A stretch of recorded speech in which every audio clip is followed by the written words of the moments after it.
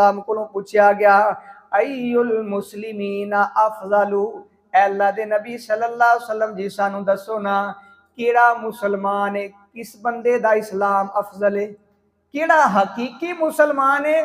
ते नबी अलैहिस्सलातु वस्सलाम ने के फरमाया, आप अलैहिस्सलातु वस्सलाम फरमांदे ने अल मुस्लिमु मन सलिमल मुस्लिमूना मिन लिसानिही व यदिही। मेरे आका अलैहिस्सलातु वस्सलाम फरमांदे ने हकीकी मुसलमान ओही है जिस दे जबान तो ते जिस दे हाथ तो दूसरा मुसलमान महफूज है। जिदी जबान तो जिदे हाथ तो दूसरा मुसलमान महफूज है, ओही हकीकी मुसलमान है ते ओही रमजान दे मकसद नू पूरा कर रहा है। ते जेड़ा बंदा रोजा भी रख रहा है ते नाल अपनी जबान दे नाल दूसरे मुसलमान दी इज्जत ते हमला करदा है, नाल रोजा रखे नाल जबान तो झूठ बोलदा वे, ऐसे रोजे दा अजर कोई नहीं। जे हदीस पाक नबी अलैहिस्सलातु वस्सलाम को पूछा गया, मैं बात कर रहा रोजा सिर्फ प्यास और भुख का नाम नहीं, रोजा ये दो चीजा नाम नहीं, बल्कि अल्लाह ताला फरमाते ने असी मुत्तकी बनाने वास्ते असी रोजे फर्ज कीते ने। ते झूठ बोलोगे तो फिर भी रोजा नहीं जी। जबान अगर जबान कंट्रोल विच नहीं साडी, फिर रोजे का कोई फायदा नहीं।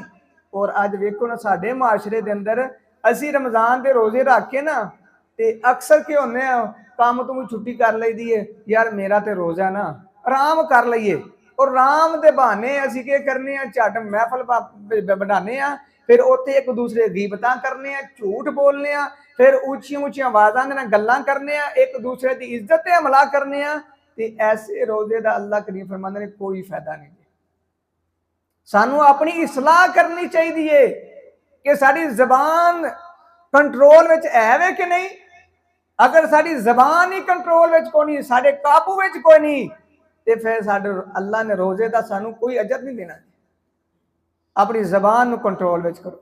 नबी अलैहिस्सलातु वस्सलाम को पूछा गया ना, आप अलैहिस्सलातु वस्सलाम को पूछने वाला पूछता है मन निजात, अल्लाह दे रसूल सल्लल्लाहु अलैहि वसल्लम मनु ऐ ते दसो ना निजात किस चीज दे अंदर है। नबी अलैहिस्सलातु वस्सलाम ने तीन चीज़ां दसियां कि निजात ए दे अंदर है। ते उन्हां विचों सब नालों पहले चीज आप अलैहिस्सलातु वस्सलाम फरमांदे ने अमलिका ला लिसानिक, ऐ मेरे सहाबी अपनी जबान नू कंट्रोल विच रखना, एदे अंदर ही निजात है।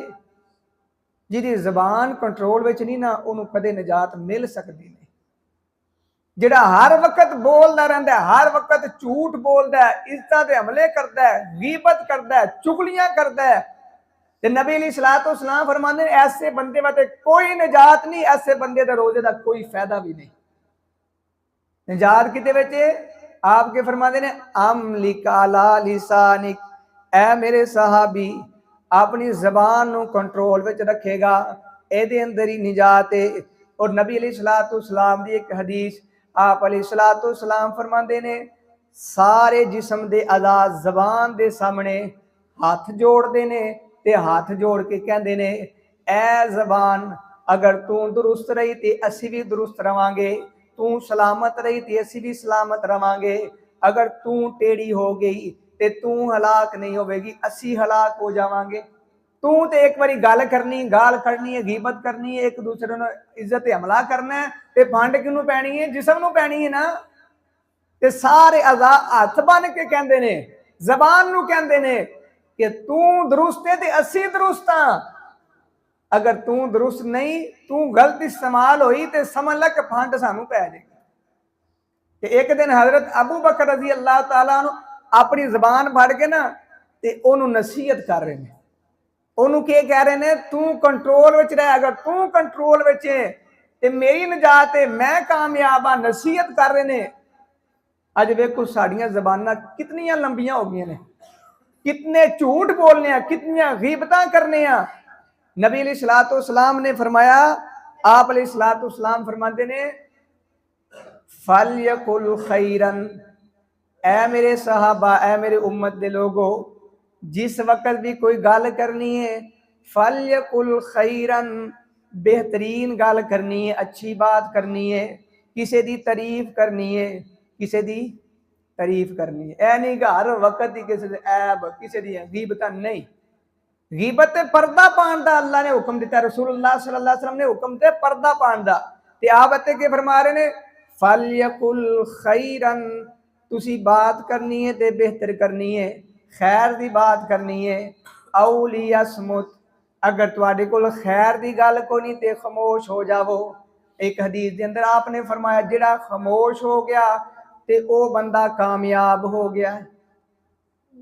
ऐसी समझ रहा बंदा गल नहीं करता ਤੇ ਇਹਨੂੰ ਪਤਾ ਹੀ ਕੋਈ ਨਹੀਂ, ਇਹਨੂੰ ਦੀਨ ਦਾ ਦੁਨੀਆ ਦਾ ਪਤਾ ਹੀ ਕੋਈ ਨਹੀਂ, ਇਹਨੂੰ ਇਹ ਐਵੇਂ ਬਸ ਇਹਨੂੰ ਪਤਾ ਹੈ ਹੀ ਕੋਈ ਨਹੀਂ। ਨਬੀ ਅਲੀ ਸਲਾਤੁ ਸਲਾਮ ਫਰਮਾਉਂਦੇ ਨੇ ਜਿਹੜਾ ਖਾਮੋਸ਼ ਹੋ ਗਿਆ ਉਹ ਕਾਮਯਾਬ ਹੈ, ਤੇ ਜਿਹੜਾ ਜ਼ਬਾਨ ਹਰ ਵਕਤ ਚਲਾਉਂਦਾ ਰਹਿੰਦਾ ਹੈ ਤੇ ਨਬੀ ਅਲੀ ਸਲਾਤੁ ਸਲਾਮ ਫਰਮਾਉਂਦੇ ਨੇ ਉਹ ਬੰਦਾ ਨਾਕਾਮ ਹੋ ਗਿਆ। ਆਪਣੀ ਜ਼ਬਾਨ ਨੂੰ, ਰਮਜ਼ਾਨ ਆਇਆ ਨਾ ਤੇ ਰਮਜ਼ਾਨ ਦੇ ਅੰਦਰ ਵੀ ਤੇ ਰਮਜ਼ਾਨ ਤੋਂ ਬਾਅਦ ਵੀ ਇਰਾਦਾ ਕਰੋ ਕਿ ਅਸੀਂ ਆਪਣੀ ਜ਼ਬਾਨ ਨੂੰ ਕੰਟਰੋਲ ਵਿੱਚ ਰੱਖਣਾ ਹੈ। अगर साड़ी जबान साडे कंट्रोल विच काबू विच आ गई, असी मुतकी बन गए।